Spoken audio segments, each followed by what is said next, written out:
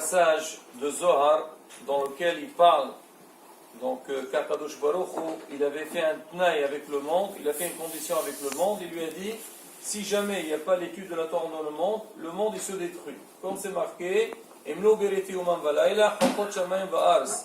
Et j'avais lu le passage de Zohar et j'ai dit que ce passage l'ai trouvé dans le Hokl Israël. Voilà le Hokl Israël que beaucoup y connaissent. Et il y a quelqu'un, il m'a dit, mais attends, qu'est-ce que vous parlez de Hokl Israël? Mais dis-moi, c'est qui doit aller Hokl Israël? Il m'a dit, moi je sais en Tunisie, au Maroc, c'était seulement les vieux. Il y avait des gens, après la prière, ils restaient, ils lisaient ensemble le Hokl Israël. Mais normalement, donc est-ce qu'on est obligé de faire ça ou pas? Voilà, Botaï. Alors pour répondre à cette question, on va essayer de lire un petit peu ce qu'il dit le Shulchan Aruch. Et pour comprendre l'importance de cette chose-là, déjà pour commencer, il faut savoir que, alors on a parlé vendredi de Shnei Meqra V'Hatargum. Shnei Meqra V'Hatargum, ça on a dit c'est à la Chapsuka. C'est obligatoire. Maintenant, faire Hokl Israël, c'est un programme qui a été instauré. Ici, un rapport dans Ish Masliyah, il dit, le Kaf HaHaim, il dit, שהמנהג עכשיו ללמוד תכף אחרי תפילה חוק לישראל שהוא מסודר על פי האריזל. Donc tout de suite après la prière, donc il dit le minhag, le Kaf HaHaim, il dit de passer tout de suite et faire le Hokl Israël. Maintenant certains vont dire bon peut-être le Kaf HaHaim il parle de ceux qui sont un petit peu, les gens qui sont un petit peu plus dans la Kabbalah, les gens qui ne savent pas étudier, ils vont faire un peu de Hokl Israël de la lecture. Rabota ici il rapporte le Yalchut Yosef, Rabbi Meir Mazouz, Rabbi Obadi Yosef, le Or Sion, Rabbi Ben Sura Bashaoul, tous, ils disent que ils poussent à que la personne, elle essaye de prendre de son temps et faire ça. Maintenant, Bémet, pourquoi faire ces lectures-là? Maintenant, tu me dis une prière, je comprends, mais faire ces passages-là de Hokl Israël, d'où ça provient? Pourquoi Bémet, on a une obligation de le faire? Alors, pour répondre à ça, la bataille, on va essayer de lire, on a un siman dans le Shulchan Aruch, qui parle de Qiv'ut Hakim la Torah. Alors je lis le Lachon de Shulchan Aruch. Le Shulchan Aruch dit comme ça. Ahar shi'asa me bet ha-knesset yelech le bet ha-midrash ויקבע עת ללמוד וצריך שאותו עת יהיה קבוע שלא יעברנו אף אם הוא סבור להרוויח הרבה. Donc il dit juste après que la personne elle a fini de prier dans la synagogue, il précise bien, il dit prier à la synagogue. Il ne faut pas prier à la maison. Tu viens, même si tu viens à la synagogue, juste après, il faut aller au Bet HaMidrash. C'est quoi Bet HaMidrash? Bet HaMidrash, c'est l'endroit dans lequel on étudie. Mishnah Brura explique, il dit qu'à l'époque, il y avait ce qu'on appelle, il y avait synagogue et Bet Midrash. Bet HaKnesset, c'est un endroit que tout le monde mitkansim, lehit pallel. On se regroupe pour prier. Et Bet HaMidrash, c'est dans un endroit dans lequel on fait ce qu'on appelle drasha, dorshim, ça veut dire on fait du limoud. Donc c'était deux endroits séparés.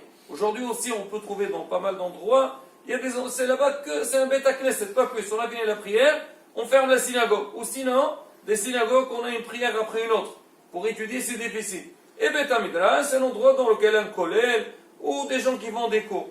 À l'époque, c'était comme ça. Mais aujourd'hui, Baruch Hashem, Zachino, déjà, il y a un problème de place aussi. Il faut louer un endroit pour la synagogue, un endroit pour Bet HaMidrash. Mais Baruch Hashem, Ashrechem Israël, qu'aujourd'hui, les gens, beaucoup de gens, même qui viennent prier, ils veulent étudier. Et maintenant, si on va leur dire, partez de la synagogue au Bet HaMidrash, ils vont perdre du temps et tout, alors on fait des shorim sur place, on s'organise.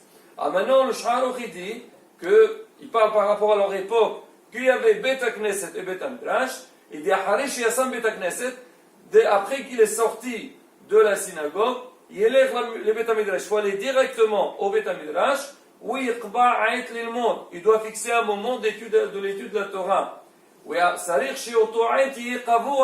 Il faut que ça soit fixe. Il ne faut pas du tout donc le faire passer ou le négliger. Tu dis, bon écoute, moi j'essaie d'étudier après la prière. Quand je peux, je fais. Quand je ne peux pas, c'est pas obligé. Alors il te dit non. Ah ben non, la personne va dire, écoute, c'est bien beau de nous dire de venir prier, mais l'homme, il faut qu'il travaille. Et des fois, si tu restes étudier, tu vas moins gagner d'argent que ce que tu es censé à gagner. Alors, regardez ce qu'il dit le Shulchan Aruch. Il dit, même si la personne pense qu'elle va gagner beaucoup d'argent, monsieur, laisse un peu de temps pour l'étude de la Torah. Alors, comme il explique le Mishnah Brura, il dit la première question qu'on pose à l'homme après 120 ans, on lui dit Qava'ta itim la Torah. Alors, est-ce que tu as fixé de moment d'études? C'est la première chose qu'on lui demande. Et qu'est-ce qu'on lui dit après? Nasata venatata be'emuna. Est-ce que tu as fait du commerce avec Emuna? Hachamim, ils ont posé la question. Ils ont dit pourquoi Akadosh Baruch Hu, il a fait cet ordre-là de dire Qava'ta itim la Torah. Est-ce que tu as fixé un moment d'études? Et la deuxième question, Nasata venatata be'emuna. Est-ce que tu as fait du commerce avec Emuna, avec droiture? A priori, Rabotai, si on va chercher, est-ce que c'est mieux quelqu'un qui soit, alors allez-nous, vol, il n'est pas honnête avec les autres, mais il étudie la Torah, ou quelqu'un qui étudie la Torah, mais il n'est pas honnête? Alors c'est quoi qui est meilleur? Être honnête avec les autres et ne pas étudier, ou ne pas étudier et être honnête? D'accord? Maintenant, c'est vrai qu'il faut faire les deux. L'homme, on t'a dit d'étudier la Torah. Il faut étudier la Torah, et il faut aussi être honnête. D'accord? Mais si on va voir, alors j'ai le choix entre les deux. C'est quoi la réponse de la bouteille? Il vaut mieux être honnête. Comment on dit? On dit derech qadma la Torah. Un homme, avant tout, il faut avoir un bon derech. Il faut savoir comment se conduire avec les autres. Maintenant, après, il y a l'imoud Torah. C'est vrai que les deux, il faut. On n'a pas dit derech eres au Torah. On a dit derech eres qadma la Torah. Mais on dit aussi d'un autre côté, l'oram ha'ares hasid. Un homme, il ne peut pas être hasid s'il n'étudie pas la Torah. Donc il faut les deux. Alors maintenant, quand même, pourquoi Hachem, il a dit Qava'ta itim la Torah? Après on dit est-ce que Nasata venatata be'emuna?